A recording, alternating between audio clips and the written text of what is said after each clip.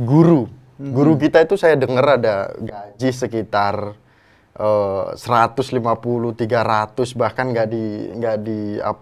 belum dibayar untuk uang transportnya. Nah, kemudian untuk kurikulum atau untuk pembelajaran ada banyak, ini karena titipan dari pemirsa Hindu Channel, menyampaikan kenapa materinya itu harus berkaitan dengan Bali, bahwa di daerah-daerah itu kan kayak Kalimantan, Sulawesi, kemudian Jawa, itu kan mereka memiliki budaya atau kearifan lokal masing-masing. Kenapa nggak bisa dimasukkan ke sana? Itu suatu bentuk keprihatinan saya lah, bahwa gaji guru itu, apalagi guru honorer gitu kan, guru agama, masih relatif kurang. Bahkan kadang macet bayarnya, atau telat penggajiannya. Ya kalau emang ada Bali, ya tentu ada muatan lokalnya lah, lokal wisdomnya lah, ya ditambahkan mungkin.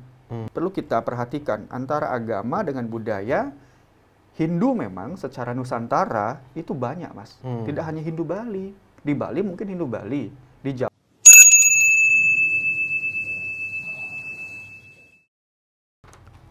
Om Swastiastu. Rahayu pemirsa Hindu Channel. Beberapa pekan lalu kita mengupload video tokoh Hindu luar biasa hebat dan selalu memberikan inspirasi kepada kita, khususnya generasi Hindu.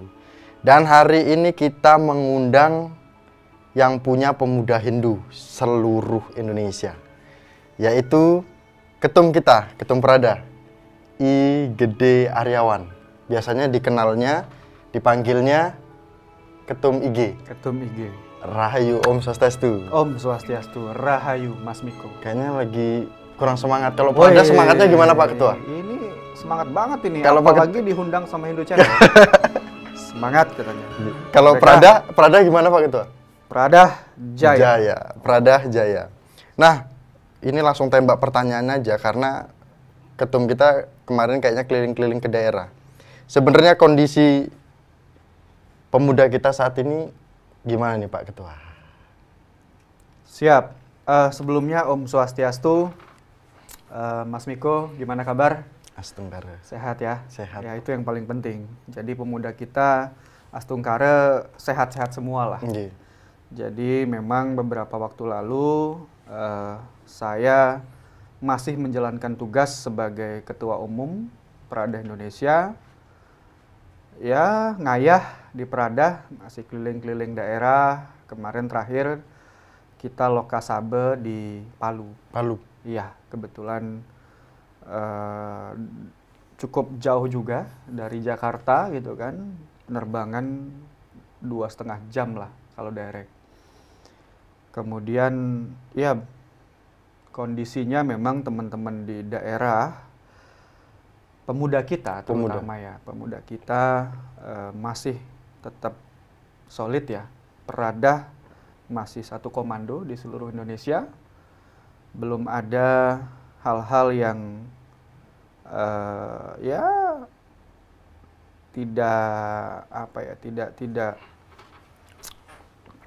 boleh saya katakan ya, yang melenceng lah begitu.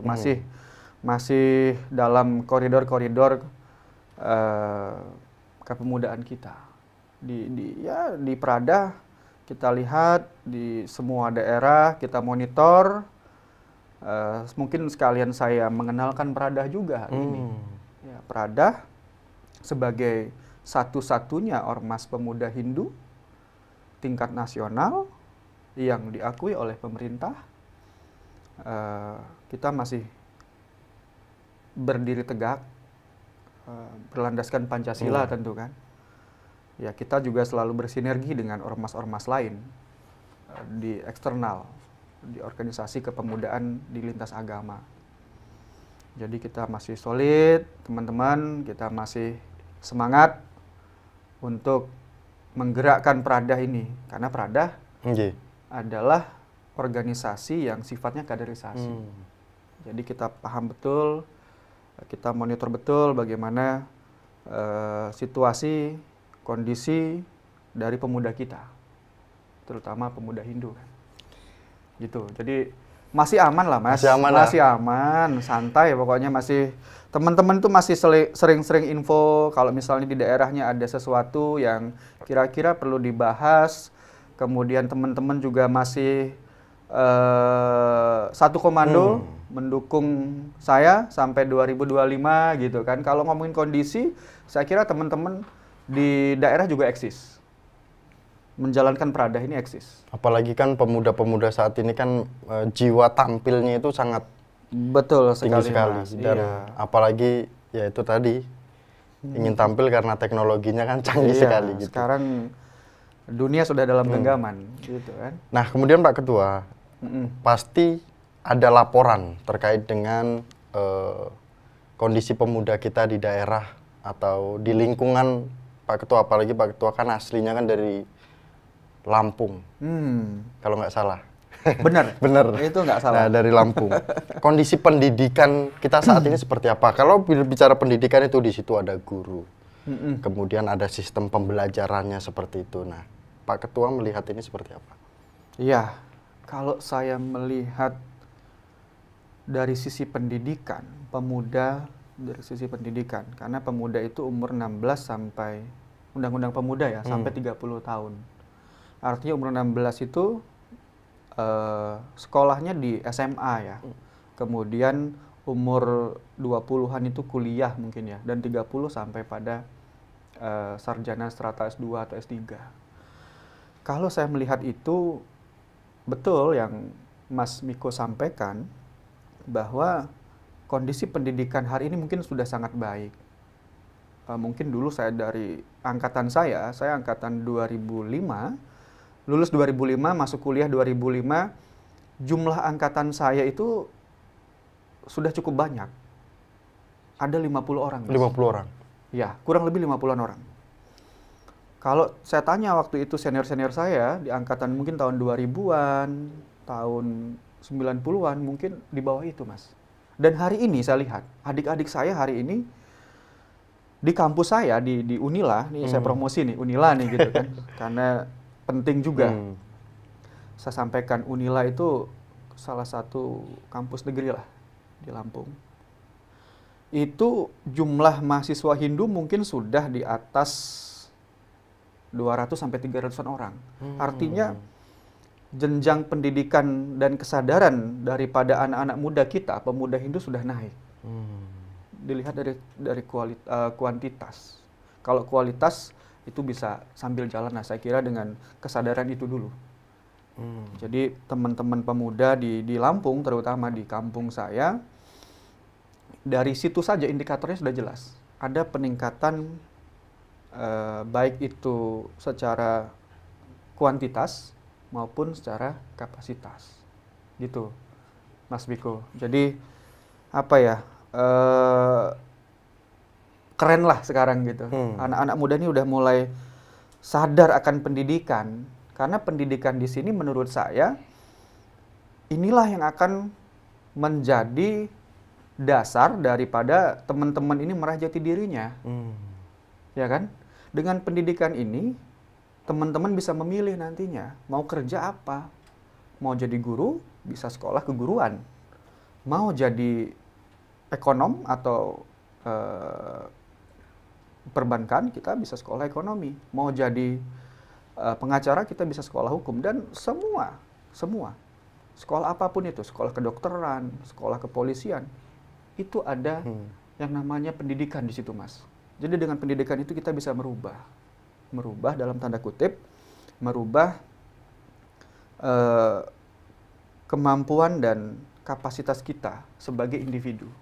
Begitu, Mas, menurut saya. Nah, Pak Ketua, ini nanti jawaban Pak Ketua bagaimana sebagai pemuda yang sudah keliling Indonesia, bahkan udah ke luar negeri gitu kan lah. Nah, tapi gini Pak Ketua, ini ada dua yang akan menjadi argumen kuat Pak Ketua juga. Siap. Guru kita itu saya dengar ada gaji sekitar 150, 300, bahkan nggak di apa namanya, belum dibayar untuk uang transportnya. Nah, kemudian untuk kurikulum atau untuk pembelajaran ada banyak, ini karena titipan dari pemirsa Hindu Channel, menyampaikan kenapa materinya itu harus berkaitan dengan Bali, bahwa di daerah-daerah itu kan kayak Kalimantan, Sulawesi, kemudian Jawa, itu kan mereka memiliki budaya atau kearifan lokal masing-masing. Kenapa nggak bisa dimasukkan ke sana? Ya, ini kembali lagi ke Pak Ketua, silahkan. Nah, ini mungkin masalah-masalah keumatan atau masalah-masalah pendidikan, terutama guru agama Hindu yang Mas Miko sampaikan tadi, ya mungkin itu suatu bentuk keprihatinan saya lah. Sebenarnya kalau kita lihat anggaran untuk pendidikan itu kan besar, 20% daripada APBN, kan gitu Mas? Yeah. Tapi masih ada saja kejadian-kejadian, bahkan mungkin ada fakta yang Mas Miko dapatkan di daerah, bahwa gaji guru itu, apalagi guru honorer gitu kan, guru agama, masih relatif kurang. Bahkan kadang macet bayarnya, atau telat penggajiannya. Nah tentu kita sebagai pemerhati ya, saya juga tidak bisa berbuat banyak kalau ditanya seperti itu gitu. Tapi ini menjadi tantangan dan situasi kondisi yang sedang tidak baik-baik saja. Kenapa ini bisa terjadi? Di mana salahnya? Coba kita bersama-sama introspeksi, renungkan, dan kita sangat sayangkan kenapa hal ini bisa terjadi. Saya juga tidak bisa menyalahkan salah satu sisi saja. Saya di sini berharap, ayo semua stakeholder kita cari win-win solusinya. Kira-kira apa yang paling tepat untuk menyelesaikan masalah-masalah ini? Tentu saya kira pemerintah sangat perhatikan betul ini gitu kan. Saya yakin pemerintah sudah memperhatikan. Cuman mungkin belum sampai pada level itu. Level itu kan sangat di bawah sekali gitu. Mungkin saya kira pemerintah pusat, kemudian provinsi, kabupaten, dan sampai level desa sudah tentu sudah punya kebijakan-kebijakan khusus untuk itu gitu. Tapi kok masih ada saja gitu kan. Nah itu yang menjadi renungan hari ini buat kita. Ya. Kemudian materi, ya. Pak Ketua kan SD udah pasti melewati, terus SMP, benar, SMK. Benar. Apakah itu juga pernah mengalami itu Pak Ketua? Iya.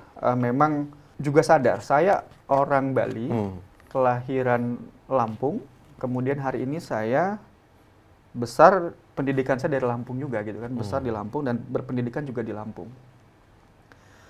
Setiap daerah itu punya yang namanya pendidikan atau muatan lokal lah. Kalau zaman saya dulu namanya muatan lokal, Mas. Jadi saya belajar kok itu dari sisi bahasa mungkin ya, bahasa Lampung saya belajar. Bahasa Bali saya belajar, di Pasraman tentu ya, bukan di sekolah. Pendidikan secara umum, karena saya sekolahnya negeri terus Mas, jadi di sana saya dapatkan betul-betul pendidikan itu. Kalau dari agama, mungkin saya bisa dapat dari dua tempat, satu di sekolah, satu lagi di Pasraman. Ya, tentu memang berbeda-beda. Kalau kami di Lampung karena mayoritas orang Bali, ya materinya ya Bali gitu kan. Tapi kalau misalnya saya di Kalimantan nih gitu kan, setahu saya pernah berkunjung ke Kalimantan. Ya kalau emang ada Bali, ya tentu ada muatan lokalnya lah, lokal wisdomnya lah. Ya ditambahkan mungkin materi atau kurikulum yang berarti agama dan budaya ini bisa dikatakan bisa dipisahkan, atau kalau bisa dipisah, jangan digabungkan, atau gimana Pak Ketua? Karena diskusi kita tadi seharusnya jangan dimasukkan nih gitu. Ya. Itu memang harus dipisah. Perlu kita perhatikan antara agama dengan budaya. Hindu memang secara Nusantara itu banyak, Mas. Tidak hanya Hindu Bali. Di Bali mungkin Hindu Bali, di Jawa Hindu Jawa. Tapi ada Hindu kita di Kalimantan, ada Hindu Keharingan. Kemudian di Sumatera Utara kita ada Hindu Tamil, India. Kemudian di Sulawesi, Makassar, Hindu Alukta.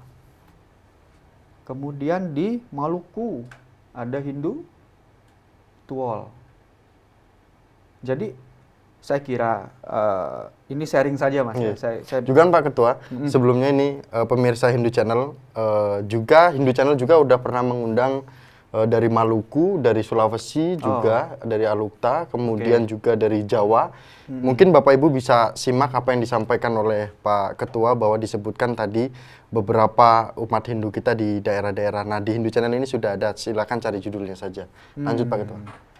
Siap, berarti Hindu Channel ini sudah sangat mantap lah, sudah memfasilitasi, sudah memberikan informasi panjang. Saya mungkin hanya sharing saja, menambahkan sedikit lah sebagai anak muda gitu yang memang fokus saya juga di teman-teman Prada, selain di sisi keagamaan, kemudian sisi ekonomi, juga ada sisi pendidikan atau SDM. Nah, ini yang menjadi fokus-fokus kita dalam berwadah di Prada itu, Mas. Jadi kembali lagi, kalau bisa, saya berharap juga kepada pemerintah terutama di Dinas Pendidikan untuk bisa membedakan pelajaran-pelajaran atau kurikulum yang sifatnya mana keagamaan, mana kebudayaan. Karena kalau berbicara Hindu, kita berbicara Hindu Nusantara, tidak hanya Bali. Jadi Hindu Nusantara itu ya Hindu dari Sabang sampai Merauke yang tadi sudah sempat disinggung kan. Sudah mengundang Hindu dari Maluku, Sulawesi, Kalimantan, Sumatera, Jawa, itu sudah sangat luas gitu, Mas Miko. Nah, kemudian Pak Ketua tadi kan berbicara pengawasan. Sebenarnya kalau berbicara lembaga kita, sepertinya Pak Ketua lah yang lebih paham. Apakah peran dari lembaga-lembaga kita itu wajib mengawasi ini? Dan mungkin seandainya wajib, porsinya itu lembaga mana saja? Kalau pemuda di bagian mana? Kalau PHDI di bagian mana? Organisasi lainnya di bagian mana? Apa Pak Ketua nggak mau membahas ke organisasi lain? Cukup fokus ke Prada kan gitu? Iya. Kalau dari sisi itu, Mas, saya kira setiap lembaga atau ormas Hindu tingkat nasional yang punya jejaring dari pusat sampai ke pelosok negeri tentu melihat situasi itu. Baik itu pengawasannya, baik itu sinergi programnya, apapun itu. Saya kira setiap organisasi kehinduan yang kita miliki hari ini dari Parisade, kemudian Prada, KMHDI, Prajaniti, ICHI, dan lain-lain, tentu WHDI juga ada, PSN juga ada, tentu ini memiliki jejaring sampai di desa-desa, di pelosok negeri lah. Saya kira saya tidak banyak berkomentar dengan ormas-ormas lain, saya fokus di Prada saja. Prada sendiri kita sudah ada kurang lebih, Mas ya, kurang lebih di 32 provinsi,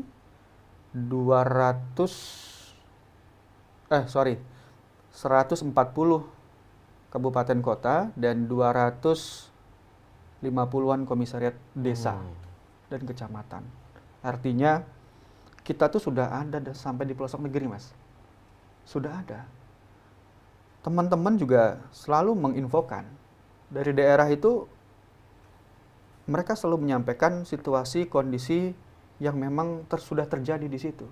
Baik itu dari sisi pendidikan, misalnya Bliketum, di daerah saya ada Pasraman.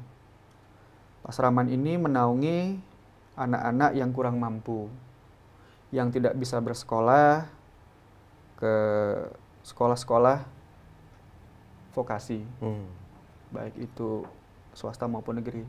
Jadi mereka sekolah di Pasraman.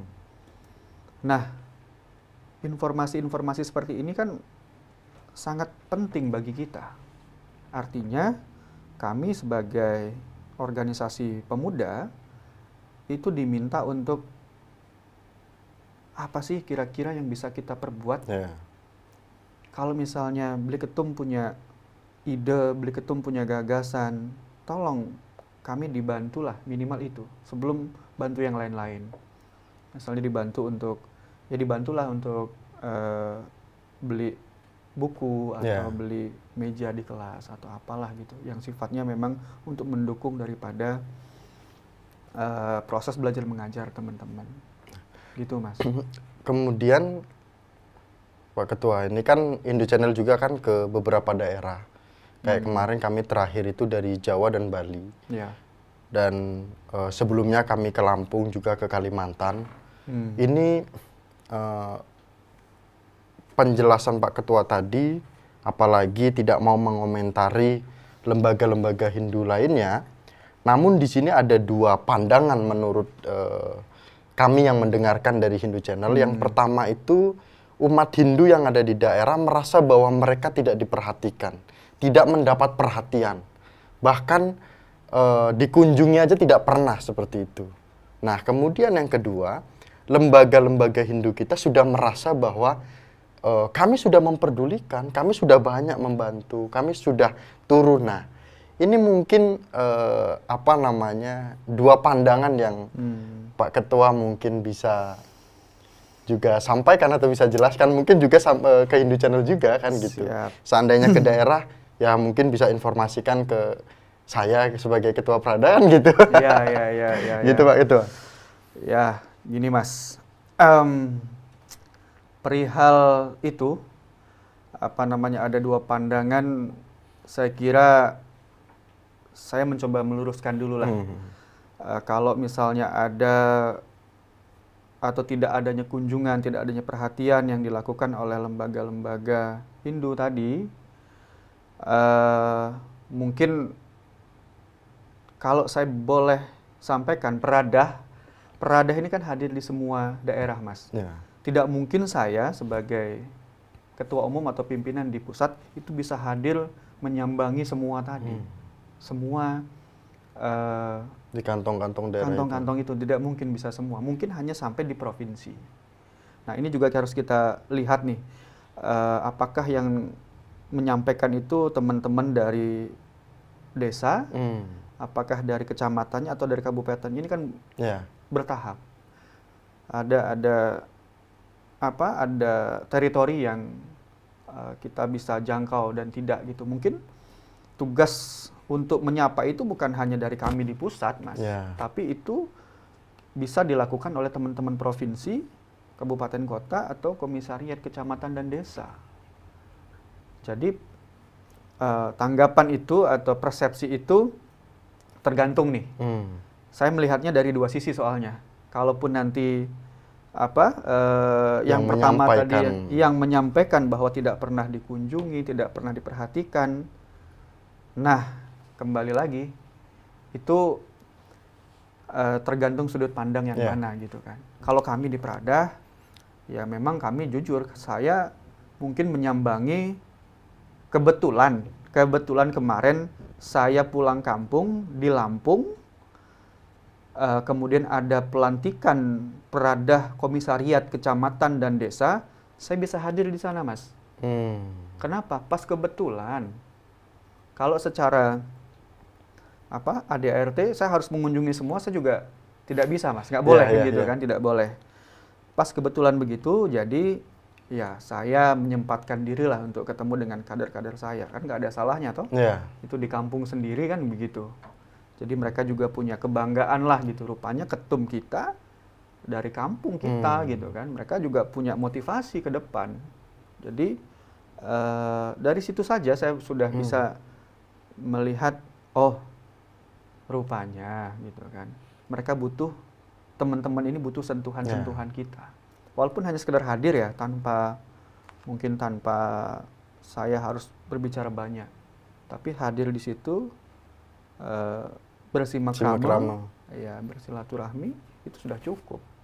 Nah, tapi nanti Mas Miko monggo ini kan mungkin ada lah yang begitu-begitu, mungkin kurang sosialisasi saja, atau mungkin kemarin masyarakat yang melihat itu belum kesentuh langsung, Mas. Butuh sentuhan-sentuhan langsung nih, yang gitu-gitu itu. Nah itu juga bisa, karena sudah ada videonya Pak Ketua loh. Oh gitu? Di Hindu Channel Waduh. dari Kalimantan, waktu itu kita ke daerah Katingan kalau nggak salah itu. Iya, ya, itu Daerah di dalam ya. banget itu, kita ke sana. Ada yang menyampaikan tokoh Hindu kita. Ya, Kebetulan beliau juga sebagai PHDI. Oh. Nah nanti bisa disaksikan di Hindu Channel. Ya. Dan selanjutnya Pak Ketua, ini bukan terakhir obrolan kita. Ya. Karena juga Pak Ketua barusan sudah menyampaikan akan ada kegiatan lanjutan luar biasa ini lah. Kalau sudah sibuk ini luar biasa. Nah, selanjutnya Pak Ketua, sebenarnya yang ideal pemuda Hindu ini seperti apa? Kan gitu. Idealnya gimana nih? Idealnya seperti apa nih? Ideal kalau badannya bagus, kemudian wajahnya cantik atau ganteng, atau gimana gitu? Ya mungkin secara sosial, ekonomi, dan lain sebagainya. Apalagi kita tadi membahas juga di atas terkait dengan pendidikan, kan gitu. Iya. Baik Mas, ini kayaknya serius ini. Kalau saya melihat pemuda yang ideal nih katanya, ideal dari berbagai macam sisi tentunya. Mungkin dari sisi yang saya lihat itu dari sisi personal. Prada sendiri punya loh itu Mas. Apa namanya, syarat-syarat ideal sebagai seorang pemuda gitu kan. Yang pertama, sebagai anak muda itu kita wajib saling menghargai. Saling menghargai sesama gitu kan, membangun kerjasama tentu yang baik lah. Jadi yang paling penting itu tulus Mas, jujur. Itu idealnya anak muda. Karena nanti ditempatkan dimanapun, ketika sudah punya prinsip dan nilai-nilai itu, astungkara bisa diterima.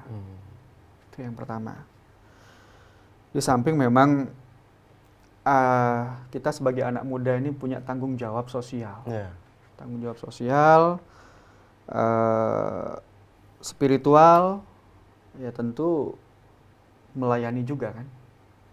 Jadi anak muda di sini ke depan yang akan mau, ya kalau dia masih sekolah, dia punya tanggung jawab terhadap sekolahnya. Kemudian dia naik lagi ke jenjang selanjutnya. Ketika anak muda ini mau grihasta atau melanjutkan yang ke tahap selanjutnya, itu masa berumah tangga, dia juga harus bertanggung jawab dengan kehidupan rumah tangganya. Tentu dengan berlandaskan dharma tadi. Gitu Mas. Jadi kalau ngomongin ideal itu apa ya? Lebih kepada ini tidak ada aturan baku sebenarnya. Jadi eksplisit sajalah gitu. Idealnya begini menurut saya. Belum tentu ideal menurut Mas Miko juga beda tentu kan. Namanya ideal. Kan gitu Mas. Tentu masih banyak lagi lah yang lebih ideal nanti di situ. Mungkin kita harus bijaksana dalam berpandangan.